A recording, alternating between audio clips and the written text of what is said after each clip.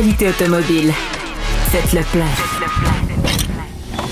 Un parcours bien contrôlé. C'est le Guide de l'auto.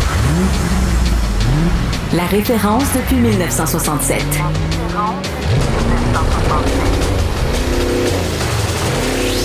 Le Guide de l'auto. Bonjour tout le monde, bienvenue au Guide de l'auto. Alors, pour ceux qui ont vu peut-être Louis-Philippe se préparer à la dernière seconde, il est avec nous. Louis-Philippe, salut. Salut Antoine. Hugues Gonneau qui est avec nous aussi. Bonjour. Pour nous parler de voitures anciennes cette semaine, comme ça sera l'habitude désormais.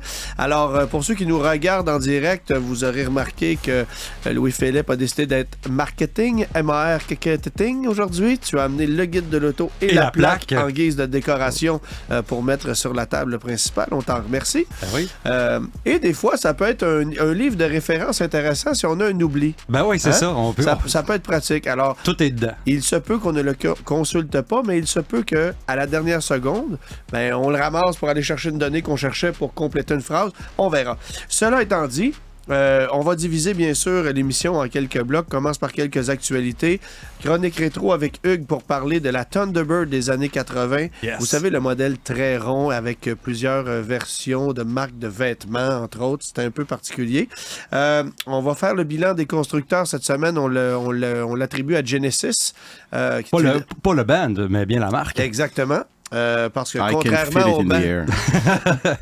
contrairement au band, la marque existe toujours, n'est-ce pas?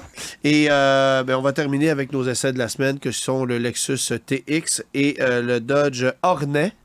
J'aime beaucoup dire le Hornet. Oui, le Hornet. On commence, actualité qui en est une, mais qui en même temps a le complément de pouvoir être agrémenté par Louis-Philippe qui est allé voir et découvrir ce véhicule-là. C'est le nouveau Equinox 2025 qui a été présenté cette semaine. Et je ne parle pas, bien sûr, de la version électrique, ben non. mais de la version... À gaz. À gaz ou à essence, ou le véhicule qui rivalise avec les CR-V RAV4, CX5, nommez-les tous. Ben oui. Alors, t'as aperçu ça. C'est un véhicule différent du véhicule électrique, ça n'a rien à voir. Là. Ça n'a rien à voir, non. On lui a donné un look, tu sais que le 2024, cette génération-là, a un look plutôt arrondi. On lui a donné un look plus camion, comme on fait chez GM, mais un petit peu partout également. Ouais. Tu sais, la gamme là, chez Chevrolet, c'est gros. Là. Trax, Trailblazer, Equinox, Blazer. Beaucoup de monde se trompe entre le Blazer et l'Equinox, pense que l'un est plus gros que l'autre. Par exemple, que le Blazer est plus petit et l'Equinox est plus gros, et c'est l'inverse. Ensuite, Traverse, on nommera pas les Tahoe Suburban, c'est une autre classe, mais... Mais t'es quand même nommé, là. Mais... on les nommera pas, mais on les nomme pareil. Mais c'est de tout pour tout le monde, pour essayer d'aller chercher tous les budgets. Le Equinox est de retour, comme je disais, un petit peu plus large, 2,5 pouces là, qu'on dit chez Chevrolet. Un véhicule qui... est offert en 3 versions. Maintenant, LT, RS et Active. Active, c'est la nouvelle version avec des éléments axés un petit peu plus sur l'aventure, entre guillemets. On parle d'esthétique, là, strictement. On a enlevé la déclinaison LS cette année, qui n'est pas là. Fait qu'on commence à LT. Comme font les concurrents, c'est-à-dire que les versions de base sont retirées du marché parce qu'on veut niveler un peu vers le haut. En même temps, dans ce marché-là, c'est un marché de masse. Et Chevrolet, contre toute attente, a décidé d'amener un véhicule d'entrée de gamme avec la version LT, mais disponible en 2 roues motrices. Ben oui, c'est la seule qui est disponible au Canada en 2 roues motrices. Les RS et Active sont avec le rouage intégral. Ouais. On a gardé le moteur, le 4 cylindres 1.5 litres. C'est bien d'avoir turbo. un moteur, ça aide, ça. On a gardé le même moteur, j'espère. Mais, par contre, on a changé les transmissions. La transmission à 6 vitesses qui débarque. Les modèles à roues motrices avant vont être avec une CVT. Et les modèles à rouage intégral vont être avec une nouvelle 8 vitesses. Alors ça, c'est une CVT. J'ai pas l'impression qu'on va en vendre énormément. En fait, chez nous au Canada, ça prend des véhicules peut-être un peu plus accessible. Alors, ça sera peut-être la formule, mais évidemment qu'on va vendre davantage de 4 roues motrices. Ouais. Mais à la vue de ce produit-là, ça me donne l'impression que Chevrolet va être mieux armé pour rivaliser avec les meneurs du segment. Et il y en a plusieurs meneurs, là. Le RAV4 qui est bon premier, CR-V deuxième. C'est très compétitif, là. Mais après ça, tu sais, au même niveau, tu as du CX-5, du Nissan Rogue, Kia Sportage, Hyundai Tucson. Il y a énormément de compétition. Ouais. Ford Escape, Ford Bronco Sport, ça rentre aussi là-dedans. Et moi, ce que j'ai hâte de voir, en fait, la première chose que je me suis dit en voyant ce Equinox-là, j'ai hâte de voir le GMC Terrain. Oui. Parce que lui, il va être encore un petit peu plus musclé au niveau du look. Parce que c'est GMC. Il va quand même garder le 1.5, puis il semble pas qu'on ait d'idée pour amener le 2 litres. Hein? Alors ça, c'est peut-être un peu dommage, mais quand même, ouais. on va avoir quelque chose de pas mal plus intéressant à offrir que ce qu'on propose actuellement, parce qu'on est en queue de peloton. Ben, c'est ça. Puis, l'intérieur, évidemment, on a opté pour des plus gros écrans. 2 écrans, l'instrumentation. Surprise! Ouais. 11 pouces pour l'instrumentation, 11,3 pouces pour le système d'infodivertissement qui est axé vers le conducteur. On a parlé chez Chevrolet, chez GM en général, d'abandonner les suites logicielles Apple CarPlay puis Android Auto, tout dernièrement. Erreur. Grosse... En tout cas, elles sont tellement appréciés. Moi, j'ai confirmé avec les gens chez Chevrolet, quand j'ai vu le véhicule à Détroit, que ce nouveau Equinox-là est toujours équipé des Apple CarPlay et Android Auto. Donc, peut-être que c'est un tranquillement, pas vite, dans les nouveaux modèles, on va les enlever. Mais pour le moment... Moi, j'ai plus le feeling qu'on va revenir sur notre décision. Ben, écoute... C'est un facteur d'achat aujourd'hui. On tâte le terrain en ce moment. Ouais. On a annoncé ça, puis je pense que la réponse a été extrêmement négative parce que le Google Built-in, ça fonctionne. C'est juste que les gens ont tellement adopté Apple CarPlay puis Android Auto que ils vont probablement, exactement comme tu dis, mettre ça comme facteur dans leur décision d'achat. Absolument. Autre produit qui a été dévoilé, c'est l'évolution de la GTI, la GTI de 8e génération, 8.5 en fait, parce qu'il y a des petits changements qui ont été apportés là-dessus. Oui. Il y en a un dont on connaissait déjà la nouvelle, c'est-à-dire qu'il n'y a plus de boîte manuelle, mais on a apporté des changements cosmétiques à l'habitacle aussi et sous le capot. Mm-hmm. C'est sûr que on a gagné à peu près 19 chevaux sous le capot, ce qui est la bonne nouvelle. J'aime ça quand il dit à peu près 19 chevaux. Je trouve ça particulièrement ça dépend comment précis. En santé qu'ils sont, les chevaux. Oui, c'est ça. Mais c'est 262 chevaux au total, ce qui veut dire 10 chevaux de moins que la première Golf R. Donc, c'est quand même quelque chose. Puis ça demeure une voiture à traction. Ouais, c'est ça. Uniquement avec la boîte DSG désormais. Oui, mais une voiture à traction qui gère quand même bien son effet de couple, là, on va se le dire, avec les... Je pense qu'on l'a tout essayé, ce véhicule-là, puis c'est un véhicule qui est quand même bien calibré. Toi, Louis-Philippe, parce que tu gères bien ton effet de couple? Parce que Laurence m'a dit que ça allait très bien. On la salue d'ailleurs. Bon. Tant mieux. Écoute, dans la GTI, c'est les écrans qui étaient le gros problème dans cette génération-là, je pense, hein, quand on a la première fois qu'on a embarqué dans ce véhicule-là. Pour être propriétaire d'une Golf R, je te le confirme. Écran et plastique. C'était le plus gros problème. Là, on enlève la manuelle, on se demande, on va-tu enlever les sièges carrelés la prochaine fois dans la GTI parce qu'on nous enlève pas mal tout. Là, l'écran est un petit peu plus gros. Pour ta gouverne, on appelle ça le tissu Clark. Le tissu Clark. Alors, voilà. Alors, pas le carotté, Louis-Philippe. Exactement. Oui, puis on a gardé certains boutons, on a changé certains boutons sur le volant, etc. Puis comme tu dis, un petit peu plus de puissance. Mais c'est sûr, c'est déplorable. La transmission manuelle, là, on le savait depuis un bout de temps, mais là, c'est devenu réalité, on la verra plus. Alors, modification au niveau des écrans dans l'habitacle, changement cosmétique aussi à l'extérieur, calandre, pare-choc, jantes qui sont très belles, qui ont été modifiées.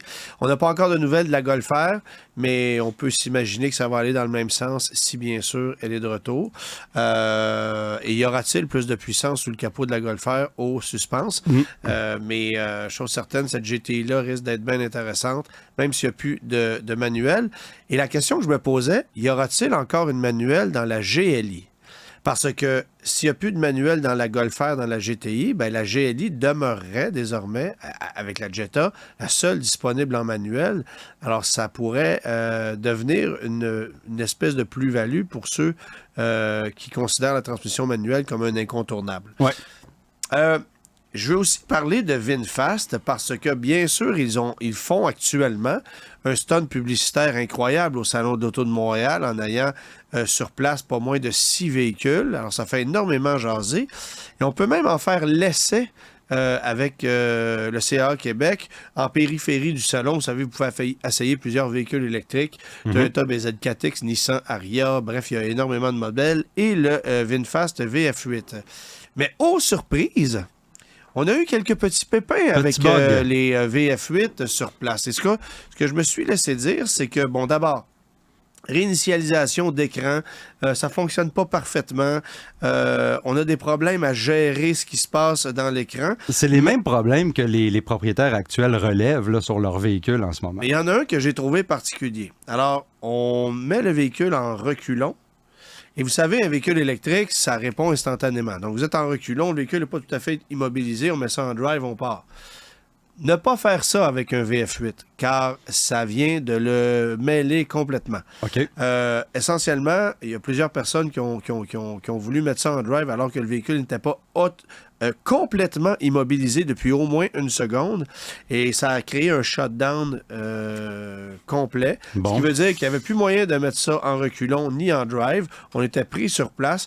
Et la seule façon de pouvoir régler le problème, c'était d'éteindre le véhicule, mais en même temps, ça ne s'éteint pas vraiment. Donc, sors du véhicule, verrouille-le, redébarre, embarque dans le véhicule, mets ça sur le drive et va-t'en. Ouais. C'était une vieille blague d'informaticien à l'époque. On disait bientôt les voitures seront comme Windows, va falloir leur démarrer, l'éteindre. Contrôle-Alt-Delete en premier, après ça, on la démarre. Ça vient de commencer maintenant. Ben, en fait, tu as remarqué que dans le nom VF8, il y a F8. Alors, si tu pèses sur ton laptop, alors, c'est peut-être ça la touche magique. Vite, F8, vite. C'est ça. Et ironiquement, je me suis abonné à la page VinFast Québec, moi, la semaine passée, et là, je vois toutes sortes de messages passer. Et il y a quelqu'un qui est propriétaire d'un VF8 au Québec qui s'est fait rentrer dans le derrière. Oui, j'ai vu ça. Et t'as-tu vu que la lettre F était disparue? Donc, c'est un VinFast V8. Ben, écoute. Moi, ça, j'ai trouvé ça pas pire. J'ai trouvé ça très drôle. Cela étant dit, il y a des pépins avec le VinFast. Alors, on s'est fait poser des questions tout au long de la semaine sur VinFast. Oui, au SIAM, oui. Et bien qu'il soit très audacieux, j'ai encore un peu de misère à recommander ce produit-là, mais ça fait jaser. Oui. Chose certaine. Les gens ont peur un peu, moi, qu'est-ce que... j'espère pour mes heures dans le kiosque, là, c'était oui. Qu'est-ce que je fais? Est-ce que je garde ma réservation? Est-ce que je m'en débarrasse? Ta réservation, t'as pas de réservation à avoir. Ils en ont plein cours. Ils ont des troisième étages remplis de VinFast VF8 à Dorval. Mais il faut qu'ils les livrent puis là, pour que les gens commencent à les rouler puis que ces bugs-là ressortent et puis que cette information-là soit envoyée à la maison mère parce que c'est comme ça. Comme on disait il y a quelques semaines, que Exactement. C'est des mises à jour over the air, l'info nuagique. Il faut que ça roule ça pour avoir du feedback de ces véhicules-là. Puis je pense que c'est comme ça qu'on va réparer les bobos là, chez VinFast. C'est pas le choix. Là. C'est quand même... Je dirais quand même légèrement inquiétant. Les premiers sont arrivés cet été. On est au mois de janvier. On n'a pas l'impression que ça ait bougé tant que ça au niveau des mises à jour. Donc, il y a déjà quand même une latence de 6 mois. Ben, en fait, il y en a eu des mises à jour, mais peut-être que ça en prend beaucoup. Ouais, c'est l'impression que ce qui ressortait quand on lisait des essais un petit peu partout à travers différents journaux. Ouais. Mais en même temps, moi, je veux pas me fier à ce qui a été écrit aux États-Unis parce qu'ils ont essayé là-bas des versions de pré-production qui ne sont pas celles qu'on a ici, avec des technologies qui ne sont même pas offertes ici. Fait que, tu sais, je vais me faire une tête sur vraiment le produit vendu ici, puis il y a une manne d'informations sur la page VinFast Québec que vous pouvez aller chercher là. Oui. Alors, moi, je trouve que c'est intéressant d'aller voir ça. Mais bref, le bilan n'est pas jusqu'à date hyper positif, du moins si je me fie à ceux qui sont organisateurs de ces essais de véhicules électriques au Salon de l'Auto de Montréal. Tesla, on en sait un peu plus sur le modèle qui va se situer au début de la hiérarchie de la gamme, donc sous la Tesla Model 3. Ben oui, la Redwood, c'est parce qu'on donne des noms de projets là, chez Tesla. On se fait un fun fou avec Highland, avec la Model 3 qui est maintenant sortie et qui a débuté à être commercialisée là, au Canada. La Redwood, c'est la voiture abordable. On a déjà entendu ça là, avant, là, de la voiture abordable, une voiture à 25 000 US, une voiture à 35 000 US. C'est une voiture qui doit compétitionner avec BYD, le constructeur chinois qui a dépassé Tesla, puis c'est une grande menace pour Tesla. Et puis, cette voiture-là doit rentrer dans le marché, doit arriver pour être capable de sauver un peu la donne et donner la confiance aux investisseurs, parce que c'est tellement spéculatif souvent chez Tesla. Il faut lancer un nouveau produit à chaque fois. Les Cybertrucks vont être très dispendieux à assembler. Ceux qui sont livrés maintenant, c'est ceux à 100 000 et plus, mais là, il faut commencer également à livrer ceux qui sont de base, entre guillemets. Donc, c'est difficile. C'est un gros procédé. Il faut rassurer les investisseurs, il faut rassurer les acheteurs. C'est un succès garanti. C'est quoi? J'ai aucun doute là-dessus. Mais ils connaissent quand même leurs problèmes d'assemblage, je veux pas. Et ce modèle-là, à 25 000 US, va venir un peu, comme tu dis, débuter cette gamme-là chez Tesla. C'est sûr que comme tous les constructeurs, on va commencer à 25 000 US. Là, après ça va monter un petit peu quand ça va arriver sur le marché. Les versions plus dispendieuses vont être livrées en premier. Ça ne sera jamais ceux à 25 000. Mais par contre, Tesla se doit de faire quelque chose de plus abordable, justement, pour faire face à la compétition asiatique là, qui est très forte. D'autant qu'en Europe, ça aussi, parce qu'on a tendance à l'oublier, le marché de la voiture compacte est en train de s'organiser dans l'électrique très très fort. Ouais. Et là, Tesla, ils vont vraiment avoir besoin aussi d'avoir ce véhicule-là. On pense à la Volkswagen ID2. Il y a la Renault 5 qui va sortir l'année prochaine. Mais... Juste dans les salons en Europe, cette année, en 2023, justement, les constructeurs asiatiques étaient tellement présents, veulent prendre des parts de marché en Europe, ça s'en vient inévitablement ici. Là. C'est clair. Bon, évidemment que cette Tesla qui risque de s'appeler la Tesla 2, là, ou Model 2, si on peut se fier à ce dont on a entendu. Une bonne déduction. Ça pourrait aussi rivaliser avec la future Chevrolet Bolt, des produits comme ça. Mais on sait que ça ne sera pas une berline, mais ça va être une espèce de multi-segment, là, qui, moi, me donne l'impression d'un format qui pourrait ressembler au VinFast VF6 qu'on a vu. Alors, peut-être un Chevrolet Bolt EUV un peu pimpé en termes de format. Là. Pensez à quelque chose comme ça. Oui. Ça sera aussi le cas de la prochaine Nissan Leaf, qui va être catégorisée comme un multisegment et non plus comme une voiture. Comme une compacte. Alors, c'est certain que ça sera la formule à adopter pour des véhicules électriques, entre gros guillemets, d'entrée de gamme dans l'industrie automobile. Ouais. De son côté, Ford... devrais-je dire fidèle à ses habitudes, rappelle quelques unités avec des petits problèmes pour l'Explorer. Moi, ça me rappelle un certain... en fait, c'est un problème un peu moins grave que ce qu'on avait connu avec les Explorers au début des années 90, avec l'histoire des pneus Firestone. Ah oui. Mais c'est quand même 2 millions de Ford Explorer. Oui, c'est pas un gros problème en tant que tel, comme tu l'as mentionné. C'est pas le même type de problème. Par contre, on a des pièces du véhicule, des pièces cosmétiques du véhicule qui peuvent se détacher pendant que le véhicule roule sur la route. C'est un rappel qui n'a pas causé d'accident encore selon les autorités, mais c'est quelque chose qui est essentiel à faire parce que, pas si tu reçois un morceau de plastique dans le pare-brise sur l'autoroute qui vient d'un Explorer, ben, ça peut causer des problèmes. Maison. Alors c'est des modèles c'est moins pire qu'un capot, remarque. C'est moins pire ou un gros morceau de glace là, qu'on voit aujourd'hui des fois. Non. 2011 à 2019, c'est les modèles qui sont touchés par ce rappel-là. Et puis, bon, mais évidemment, c'est 2 millions de véhicules, comme tu l'as dit. C'est quand même assez... En 2011, on s'entend-tu que la moulure peut se détacher parce qu'il y a des trous en dessous de la moulure, là? T'sais, la corrosion chez Ford, ça date pas d'hier. Fait que si la moulure ne tient plus parce qu'il n'y a plus de métal en dessous, ça aussi, ça se peut. Ça se peut également, oui. Bon, fait que... Mais puis j'aime ça parce qu'on rappelle des véhicules tellement vieux qui sont même plus sur la route. Fait que c'est un bon truc. Tu les rappelles tellement tard que tu es certain de ne pas faire la job. On a fait ça chez Jeep récemment. On a rappelé des Grand Cherokee 2005. Ils n'existent plus, ces véhicules-là. Ils sont partis. Enfin, bref.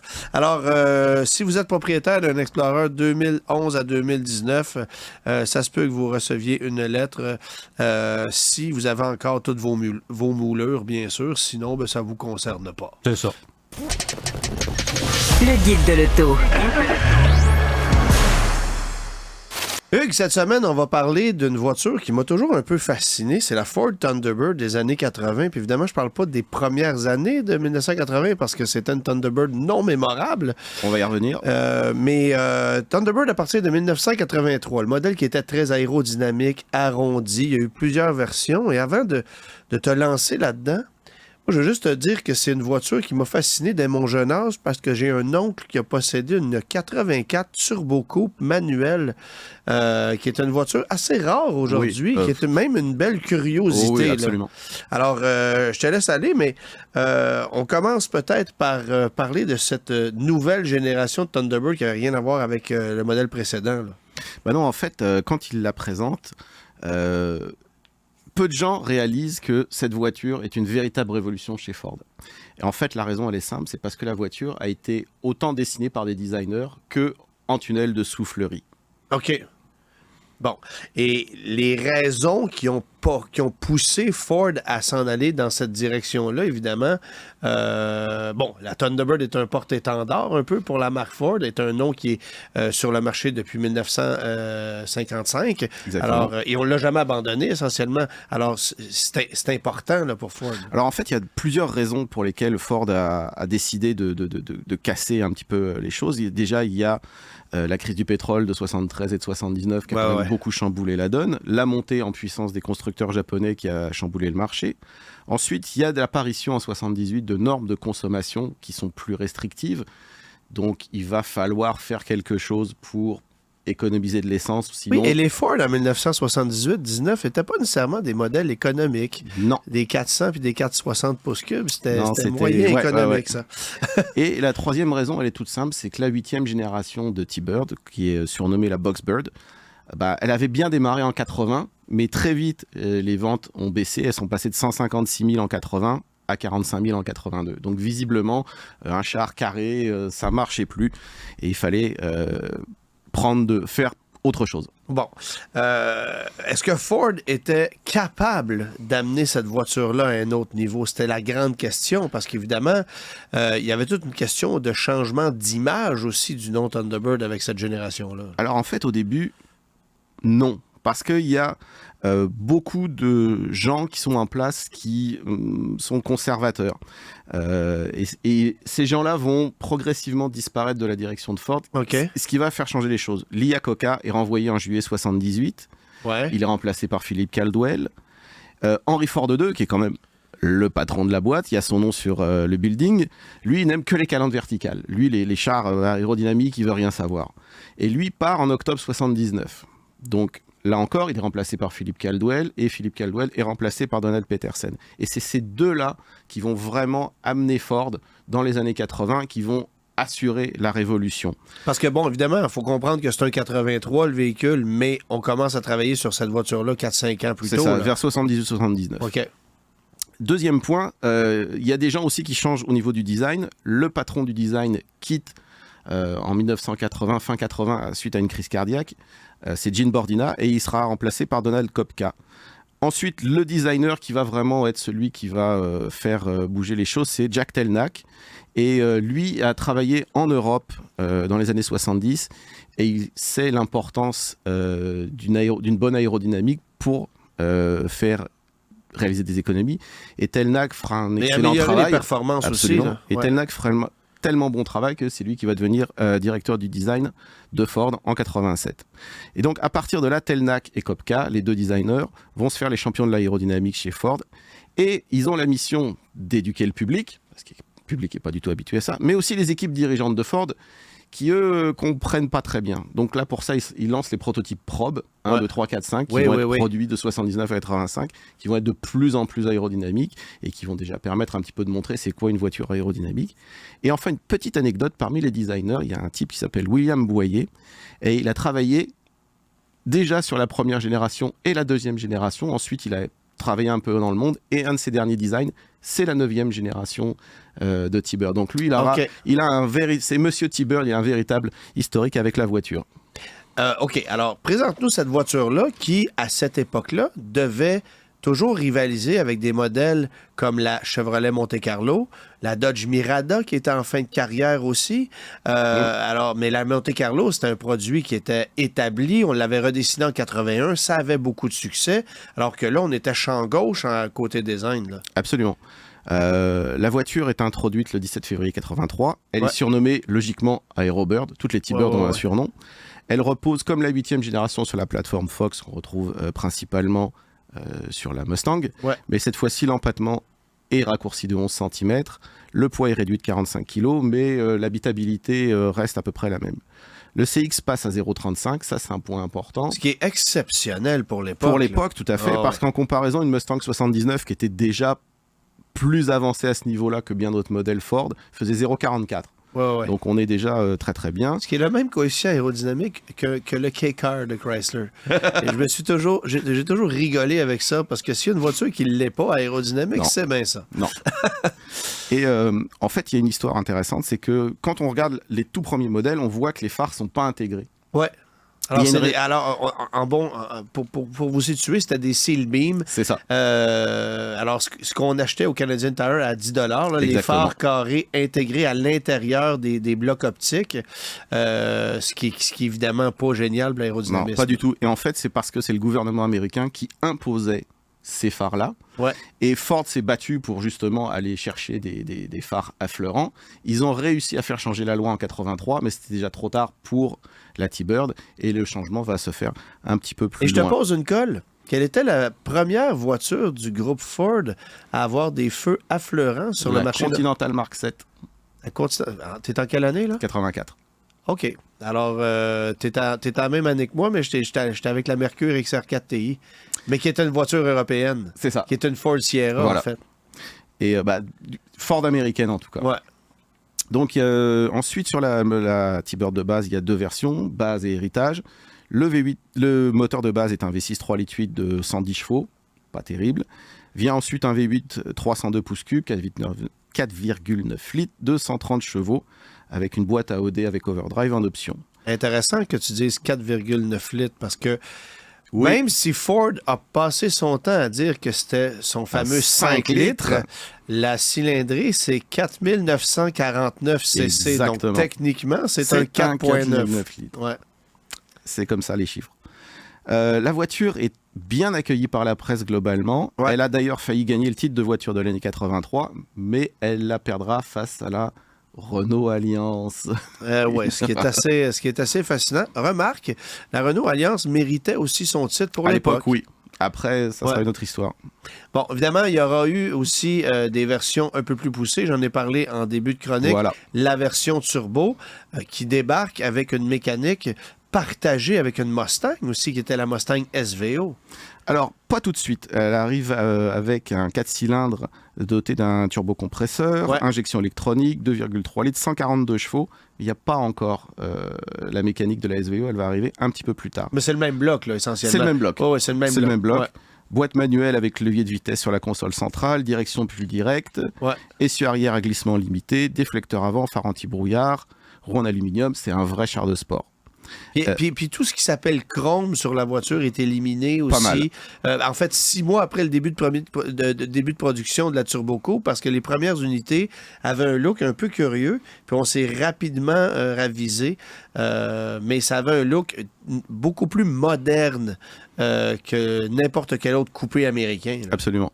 Et en fait, la voiture séduit beaucoup les acheteurs. Ouais. Et la nouvelle T-Bird explose ses chiffres de vente par rapport à 82. On passe de 45 000 à 122 000 exemplaires. Donc la réaction est bonne, ce qui est très important pour Ford parce qu'il y a d'autres modèles aérodynamiques qui vont arriver l'année suivante, la Tempo et justement la Continental Mark 7.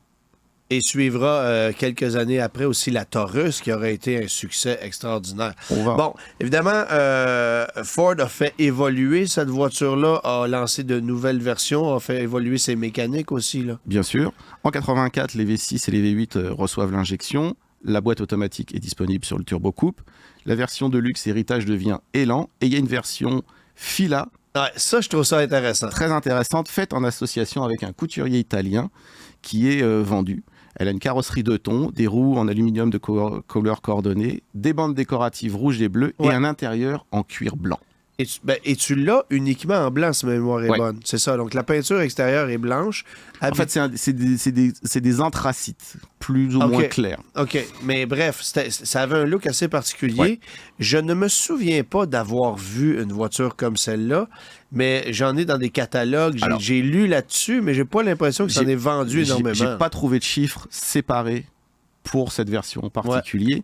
Mais le modèle 84, c'est très très bien vendu, 170 000 exemplaires, ce qui est excellent pour une année pleine. Ben oui. Et c'était pas quand même des voitures qui étaient grand public. C'était cher, une Thunderbird à l'époque. Là. Et Ford a fait payer très cher sa technologie. On les vendait plus cher que les Monte Carlo équipements équivalents. Et si tu voulais payer encore plus cher, tu vas aller chez Mercury acheter une Cougar qui était essentiellement la même voiture, mais avec un habillage un petit peu différent. Et un arrière taillé à la serre, assez bizarre. C'est ça. Moi, je me souviens de la blague d'un type qui avait dit « Moi, j'aime pas ça, la Thunderbird, parce qu'on dirait qu'elle a 2 pare-brises. J'aime mieux avoir une partie arrière tronquée. » Enfin, bref. Voiture qui a évolué aussi en 87, mais avec un habillage un peu différent. Ils ont refait la carrosserie, essentiellement. Alors oui, les faciès arrière et avant sont revus. Et là, cette fois-ci, les phares effleurants apparaissent. Ouais. La vitre arrière est revue et le pare-brise arrière est agrandi. Ouais. Et là, c'est le modèle turbo coupé qui est vraiment amélioré. Le 2,3 litres gagne son refroidisseur air et là, on retrouve une mécanique assez similaire à celle justement de la Mustang SVO. Qui est disparue, qui n'existe plus à ce moment-là déjà. Ouais. Et la puissance monte à 190 chevaux en manuel uniquement parce que la boîte automatique n'était pas capable d'encaisser ça. Et la puissance, dans le cas de la boîte automatique, était limitée à 150 chevaux. Ouais, ça fait une différence quand même considérable. Il n'y avait pas d'équivalent chez Mercury. Non. Donc, c'est ça, la Cougar XR7 avait son V8, mais il n'y avait pas d'équivalent. Donc, les roues passent en 16 pouces, 4 freins à disque, anti-blocage de série, et ce qui fait que c'est très rare, mais la Turbo Coupe 87 prend le titre de voiture de l'année, ce qui est très rare pour un véhicule juste qui n'est pas nouveau, qui n'est pas un nouveau véhicule. Et en fait, la voiture a tellement impressionné les essayeurs qu'elle a récupéré le titre de voiture de l'année. Le reste de la gamme évolue un petit peu. Le V6 reçoit une boîte automatique 4 rapports. Ouais. Et l'élan devient la Helix. Et une version sport est ajoutée. Pas beaucoup d'autres changements. Pour 88, nouvelle injection multiport, multipoint sur le V8. Échappement double, version sport. Et on reste encore à des niveaux de vente intéressants, 147 000 exemplaires. Et ça, je trouve ça intéressant parce qu'évidemment, la Thunderbird en est à sa dernière année modèle en 88 avant de complètement être redessinée et de regagner des titres de voiture de l'année en 89 parce que là, on amenait la T-Bird à un autre niveau avec une voiture plus grosse, encore plus performante. Bon, bref. Mais il y aura quand même eu... cette voiture-là aura servi quand même comment je pourrais dire ça, de modèle pour plusieurs autres produits chez Ford qui ont été faits dans le futur. C'est la voiture qui a vraiment fait rentrer Ford dans les années 80. Après l'Aerobird, justement, il va y avoir les Tempos, Mark 7. C'était pas la Mercury Zephyr, non? Ou la Ford Fairmont? Pas exactement. Pas exactement. OK.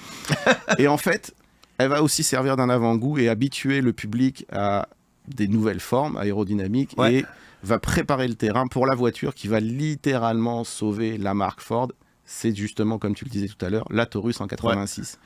Et il faut savoir que beaucoup de gens à l'interne doutaient du potentiel de la Taurus et en fait les dirigeants étaient très très paniqués au lancement et les bons chiffres, les bons résultats, la bonne acceptation de la T-Bird sur le marché a quand même beaucoup rassuré les dirigeants de Ford et ça c'était une bonne chose puisque après on sait, le restant des années 80 et 90 seront quand même plutôt très très bonnes pour Ford. Oui, et surtout avec la Taurus qui a été meilleur vendeur dans son segment pendant plusieurs années aux États-Unis. Et même meilleure voiture vendue en 92, donc toutes catégories confondues. On pourra revenir sur la T-Bird dans une autre chronique, mais d'ici là, merci Hugues pour ça. Et on se retrouve dans quelques instants. Le guide de l'auto. Parcours l'actualité automobile sans dérapage ni accrochage. Bilan des constructeurs, ou plutôt des marques, devrais-je dire. On se concentre aujourd'hui, les gars, sur la marque Genesis, qui pour moi a toujours été une curiosité, parce que Hyundai a d'abord mêlé les gens en lançant des Hyundai Genesis sur le marché. Genesis, c'est ça. Ouais. Alors, autant le coupé que la berline. Tu avais un coupé qui n'avait rien à voir avec la berline, qui s'appelait des Hyundai Genesis. En cours d'année 2016, ben là, la Hyundai Genesis est devenue une voiture Genesis. Et pendant quelques années, Genesis n'a vendu que des voitures à contre-courant complètement. Oui, c'était surprenant dans ce temps-là. Là. Et il fallait comprendre d'où venait Genesis pour réaliser la raison pour laquelle on ne vendait que des berlines alors que tout le monde était dans le VUS. C'est qu'il faut comprendre que sur le marché de la Corée du Sud, les grandes voitures de luxe, on la cote encore aujourd'hui, Absolument. sont extrêmement populaires. La Genesis G80, qui est une grosse voiture de luxe qu'on vend aujourd'hui autour de 80 000 est une des voitures les plus vendues en Corée du Sud. Alors, c'est quelque chose de complètement inimaginable Ici, sur notre inimaginable. marché. Mais ça explique pourquoi on a mis autant d'énergie à développer ces voitures-là et à les amener chez nous. J'ai toujours trouvé que c'était intéressant comme formule parce que tous les Américains abandonnaient leur héritage. Chrysler, Lincoln, Cadillac abandonnaient leurs voitures les unes après les autres. Tous des utilitaires les remplaçaient. Oui, les Acura, je dirais pas Lexus, mais Acura Infiniti, les voitures s'abattaient de l'aile. Alors, Genesis a pris la balle au bon, est allé chercher des petites parts de marché, surtout aux États-Unis, dans un segment où tout le monde abandonnait. Alors, c'était intéressant de voir ça, mais là, évidemment, sont arrivés les VUS, le GV80, le GV70, et aujourd'hui, je trouve que Genesis est dans une position extraordinaire, a un portfolio de véhicules franchement intéressant. Et pour avoir parlé avec le dirigeant de Lexus Canada tout récemment, il m'a confié que la marque qu'il regardait le plus dans son rétroviseur, c'était Genesis. C'est pas Cadillac, c'est pas Infiniti, c'est certainement pas Acura. Les Allemands, on les considère plus ou moins parce que c'est très variable et la clientèle n'est pas nécessairement la même. Mais chez Lexus, où on a une clientèle fidèle, lorsqu'on perd des clients, c'est parfois parce qu'on s'en va chez Genesis. Et ça, c'est à considérer. Vous avez conduit des produits de Genesis, vous en pensez quoi? Vous avez vu ces produits-là aussi, là? Un des plus gros challenges de cette marque-là, ça a été de se détacher un peu de Hyundai, de l'image qu'on avait de Hyundai. T'sais. Parce qu'au Québec, tous les salons qu'on a fait à Montréal, quand que Genesis arrivait, les véhicules arrivaient tranquillement, le monde disait « Ah, moi, je veux pas ça, c'est une cochonnerie de Hyundai » ou je sais pas quoi. C'est pas le cas, puis c'est quelque chose qui m'a... C'est un véhicule qui se distance très bien de sa marque mère, puis aussi qui fait un beau travail à créer son propre luxe. Là. À créer, des fois, on lit des communiqués de presse chez Genesis, puis bon, ça devient compliqué. Là, le tableau de bord est fait en bois d'un arbre qui a été coupé dans une montagne sacrée ou je sais pas quoi. Des fois, on dépasse les bornes, là.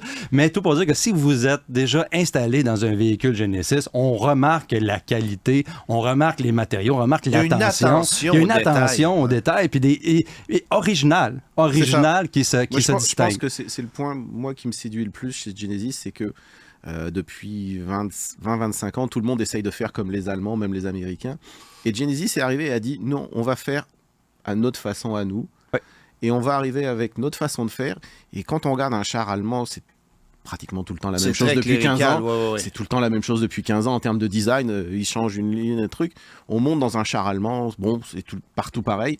Et on rentre dans une Genesis, on fait « Ah !» C'est différent. Mais en même temps, on s'est quand même un peu inspiré. Tu sais, il y a de l'inspiration Bentley, il y a de l'inspiration de plusieurs... on a fait affaire avec des grands designers, là, quand même. Parce que de toute façon, on peut pas réinventer complètement l'habitacle, mais en même temps, je trouve quand même qu'il y a une façon de faire qui est propre. Au lieu d'être plus allemand que les Allemands, ce qu'a essayé de faire un petit peu Cadillac, ils sont arrivés en disant, non, nous, on va être coréens, on va faire notre façon de faire coréenne, et puis on verra. Et puis ça marche. Et puis ça fonctionne. Bon, évidemment, on a encore un réseau de concessionnaires relativement limité. On n'est pas installé comme Lexus, comme Acura encore. Ça s'en vient. C'est une marque qui a 6 ans bien sonné maintenant sur notre marché et on est encore en mode séduction. On a aussi eu des problèmes d'approvisionnement de véhicules, ce qui explique des augmentations de vente en 2023 que je considère timides pour cette marque-là, même si aujourd'hui on est rendu carrément au même niveau que Lincoln, on a même dépassé Infiniti cette année. Tu vas me dire que c'est pas compliqué, mais Infiniti est arrivé sur le marché en 1990 chez nous. Là. Oui, ça Et fait ça, longtemps. c'est une marque qui se cherche. Alors, le portfolio de Genesis est composé de 6 produits en ce moment. 3 voitures, 3 VUS. Et bon, on pourrait plus dire 2 VUS et un véhicule électrique qui se prend pour un VUS. C'est ça. Mais le qui, en petit mon sens, GV60. c'est ça.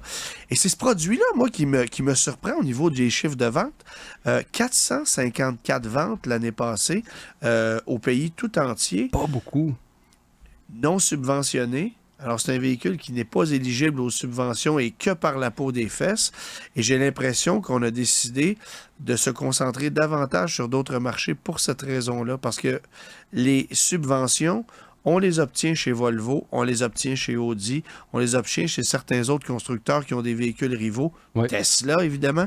Mais le GV60 n'est pas éligible et ça lui a fait très mal. Il faut parler aussi de la différence entre le GV60 puis le GV70 électrique.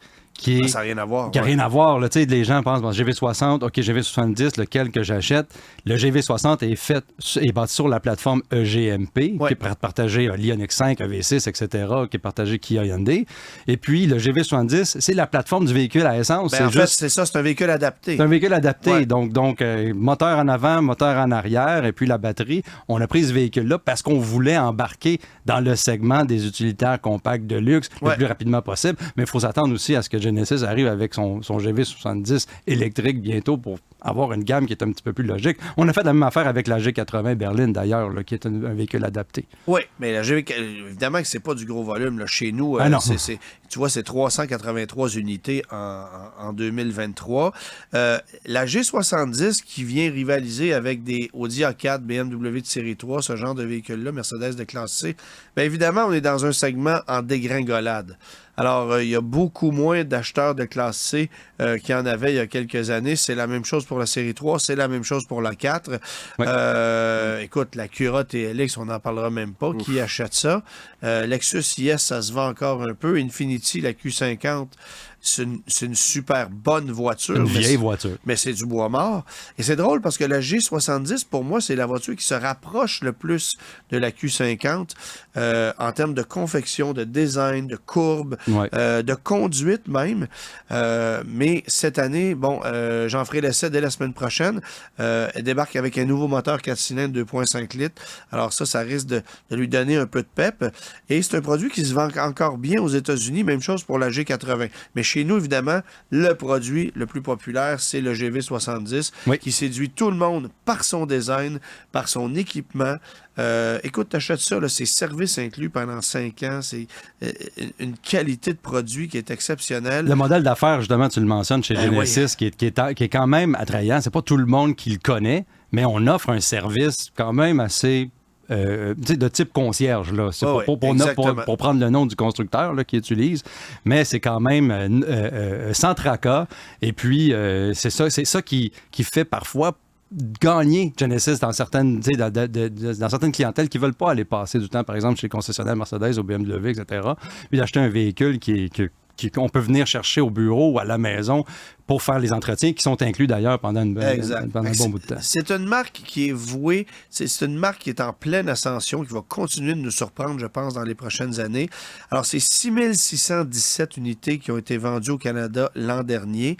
Et si tu compares avec le marché américain, on a vendu 68 798 véhicules aux États-Unis. C'est carrément du 10 pour 1. Alors, le ratio est parfaitement normal. Tu vois que l'ascension se fait de façon très linéaire. Oui.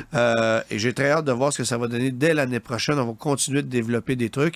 Attendez-vous évidemment à un VUS encore plus gros que le GV80, probablement tiré du Kia EV9 et du Hyundai Ioniq 7, mais en version hyper luxueuse. Ça, on va amener ça dans les prochaines années, c'est certain. Oui. On va nous surprendre chez Genesis. Je pense que c'est une marque qui est vraiment sur la bonne voie, contrairement à des divisions comme Infiniti, Acura, où ça bat un petit peu de l'aile. On va maintenant passer à nos essais de la semaine. Louis-Philippe, tu as conduit le Lexus TX. Moi, j'ai eu la chance de le conduire aussi au lancement médiatique. T'en as pensé quoi? Ben, comme on dit chez Toyota Lexus, on a le Grand Highlander, le Highlander, Grand Highlander et le Grander Highlander qui est le Lexus TX. Ouais, c'est ça. Parce que c'est quand même des véhicules qui se ressemblent. Grand Highlander et Lexus TX, là, c'est un peu un copier-coller, là, si on veut. Véhicule à 3 rangées, évidemment, un VUS à 3 rangées. J'ai essayé la variante 350, c'est-à-dire la variante d'entrée de gamme, là, parce qu'il faut savoir que le TX a des variantes hybrides, hybrides rechargeables. L'hybride rechargeable 550 H+, je pense qu'il va arriver au Canada, mais qui n'est pas encore disponible. On ne peut pas tout de suite le commander sur le site. Ouais. Puis on en reviendra à ceux-là, mais pour le TX 350, là, c'est un véhicule que j'ai aimé autant que le Grand Highlander quand que je l'ai essayé. C'est-à-dire très spacieux. On a réussi à faire... C'est le fun, hein? On le sent excité. On a réussi à faire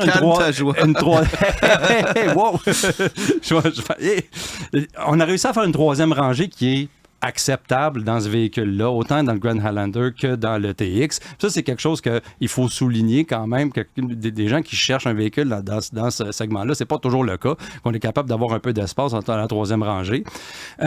En termes de performance, on a le même moteur. Hein, c'est 2.4 litres turbo. On développe 275 chevaux du côté du Lexus TX et 265 chevaux du côté du Grand Highlander.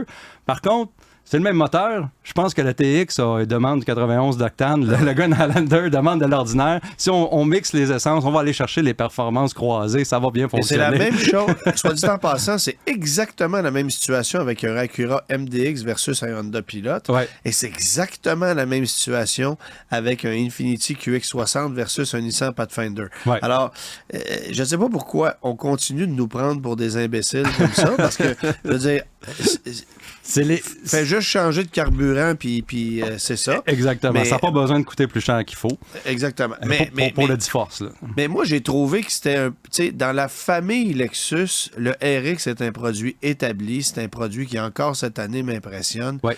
Le TX fait ce qu'il y a à faire. Exact. On comprend pourquoi on l'a amené, parce que le RXL, ça n'a pas fonctionné. C'était une erreur. Mais en même temps, c'est pas excitant. Là. C'est pas excitant. En matière de design, bien que plusieurs produits Lexus ne me rejoignent pas, c'est clairement un des moins originaux, un des moins excentriques. C'est le plus pragmatique des VUS de luxe de son segment avec le QX60 d'Infiniti. Là. Qui est quand même un autre produit vieillissant. Là. Ouais. Ben, pas vieillissant, parce que... Mais je veux dire... C'est zéro excitant, tu sais. Puis tu déplies quand même 80 000 $.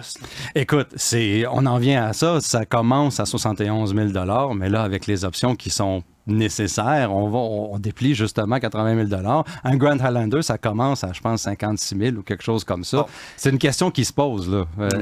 Est-ce qu'on a vraiment besoin là, d'un Lexus TX? D'une part, il y a des gens qui vont vouloir avoir le service Lexus, aller chercher cette insonorisation, ce confort supplémentaire qu'on peut aller chercher. Les matériaux sont plus beaux. On a remplacé des plastiques par des matériaux qui sont plus doux au toucher. Là, je lui donne là, quand même. Il y a des boutons qui sont plus chics, mais c'est essentiellement le même layout, la même disposition, la même... Mais tu sais, j'ai lu des chroniques de collègues américains qui comparaient ça à un Audi Q7 en disant qu'on avait un véhicule plus économique, qui sera...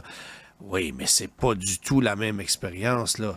Pour moi, c'est une fourgonnette de luxe sans porte coulissante. C'est pas d'autre chose que ça, là. C'est bien décrit. Moi, je trouve que je vais attendre la variante, par exemple, qu'on a parlé, la 550 H+, qui peut peut-être être plus excitante, c'est 404 chevaux avec une autonomie tout électrique. J'ai eu la chance de la conduire, mais ça va être légèrement au-delà des 100 000 $.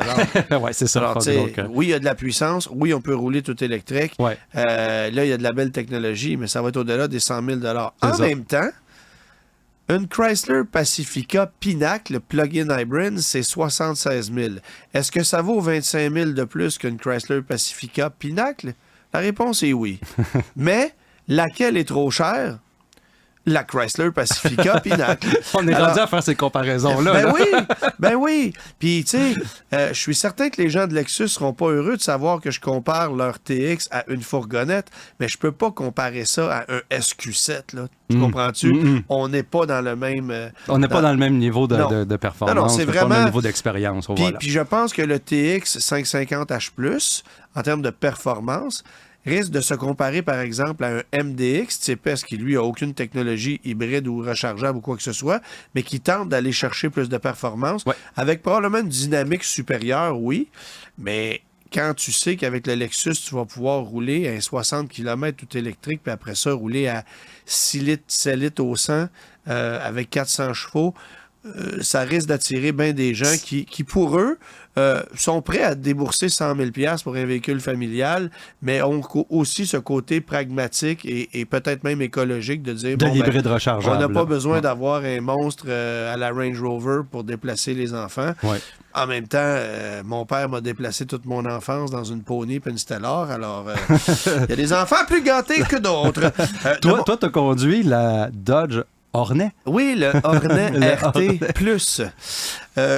Facture du Dodge Hornet. On commence par la facture. On commence par la facture, parce que le Hornet vient se glisser dans le créneau des CR-V RAV4. 67 500 $ pour le Hornet RT+. Hybride rechargeable avec un 4 cylindres de 1,3 litres turbo combiné à un moteur électrique qui te permet de rouler une cinquantaine de kilomètres tout électrique, puis après ça, tu es à du 8 litres au 100. C'est rien de révolutionnaire. Le pire ennemi du Dodge Hornet, c'est son jumeau, qui est l'Alfa Romeo Tonale. Oui. Parce que Alfa Romeo a triplé ses ventes depuis que ce véhicule-là est arrivé, mais Dodge ne triplera pas ses ventes avec un Hornet, parce qu'évidemment, c'est difficile d'être compétitif avec un véhicule comme celui-là, qui est même plus à l'étroit qu'un Mazda CX-5. Qui est déjà très étroit. Qui est plus petit que tous ses rivaux. Oui.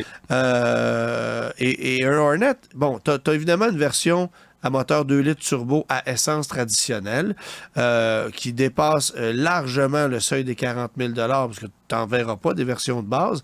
Alors ça, c'est la version GT. Et quand tu t'en vas dans la version RT, c'est l'hybride rechargeable. Véhicule intéressant sur le plan dynamique. Oui. Moi, j'ai vraiment pas détesté, mais... agréable à conduire, mais il ne faut pas que tu penses trop à la facture. En fait, le 67 500 $, tu retires ensuite un 10 000 $ de crédit gouvernemental applicable. Oui. Alors, c'est 8 656 $ plus taxes qui fait 10 000. Et pourquoi? Parce que tu as une batterie de 15,5 kWh, donc juste au-dessus de la limite pour qu'il soit éligible, et tu as une autonomie électrique affichée à 51 km, qui est juste au-dessus des 50 km pour qu'il soit éligible. Alors, mais ça, c'est un pur hasard. Oui, c'est totalement un pur hasard. C'est drôle, ça donne bien, tu sais. Non, on a développé un véhicule de conformité pour que ça fonctionne, et à cause de ça, on a pu grimper les prix, sachant que... Voilà. Et évidemment que on vend... Bon, c'est pas comme si on vendait énormément d'unités en ce moment, mais on va vendre plus d'hybrides rechargeables que de versions régulières, parce que, rendu là, l'écart de prix entre les deux n'est pas si grand que ça. Considérant que tu ramènes le prix 10 000 $ plus bas. Évidemment que de mettre des options dans une version GT, ça fait en sorte que les prix viennent se frôler. Là où j'ai un problème, c'est que c'est pas un Dodge. C'est ce qu'on disait il y a 2 semaines. Ouais. Le Tonale va aider la marque Alfa Romeo à avancer et la redéfinir, mais le Hornet n'aidera pas la marque Dodge à se définir. Non. Comme tu l'as dit tantôt, véhicule de conformité, c'est pas quelque chose qui va durer bien longtemps. En fait, c'est un véhicule de transition pour moi chez Dodge, parce que Dodge est en année de transition. C'est-à-dire qu'en 2024, tu as le Durango et tu as le Hornet. Le Durango, c'est un produit vieillissant. On sait que les V8 disparaissent l'année prochaine. On va peut-être le garder 1 an encore. Et après, Dieu seul sait ce qui va venir le remplacer. Mais on va fort probablement s'inspirer du Grand Cherokee pour créer un équivalent chez Dodge avec cette nouvelle plateforme-là, avec cette nouvelle technologie-là. Et on va arriver aussi avec Charger électrique, Charger avec le moteur Hurricane. Et on verra ce qui va arriver. Mais le Dodge Hornet, c'est un Alfa Romeo avec une autre calandre. Ouais. Et vous conduisez un véhicule italien de A à Z. Là où j'ai un peu mon scepticisme n'est pas que modéré, c'est que On a déjà fait cet exercice-là il y a une dizaine d'années avec la Dodge Dart, qui était aussi une Alfa Romeo, et ça a été un échec sur toute la ligne. Alors, comment ça se dessine pour le Hornet? Je pense que ça va être un peu moins pire. On est dans un autre contexte. Oui, il est quand même plus dans le cœur du marché que la Dart ne l'était à l'époque. Oui, effectivement. Puis Dodge a toujours eu de la misère avec ses voitures compactes, même si on a eu beaucoup de succès avec la Néon. Alors, le Hornet, c'est un véhicule qui, oui, porte l'emblème Dodge, mais ne perdurera pas extrêmement longtemps, selon moi.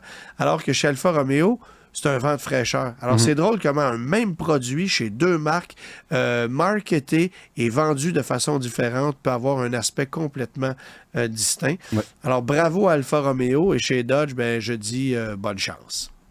Alors, messieurs, c'est tout pour cette semaine. Je serai en essai routier la semaine prochaine. Je l'ai mentionné un peu plus tôt, G70 2.5 turbo. Je vais aussi aller mettre à l'essai le Sprinter 4x4 dans le sud des États-Unis. Alors, on verra comment on s'organise pour l'émission de radio. On va tenter des trucs. Hein? À Cube Télé et à Cube Radio, c'est bien des premières fois ces temps-ci. Alors, on va s'adapter pour la prochaine émission, mais on se retrouve très prochainement. Bonne semaine à tous. Bonne semaine. Le guide de l'auto. Disponible aussi en balado sur l'application et le site cube.ca. Radio, télé, balado, vidéo. Cube, un média pas comme les autres.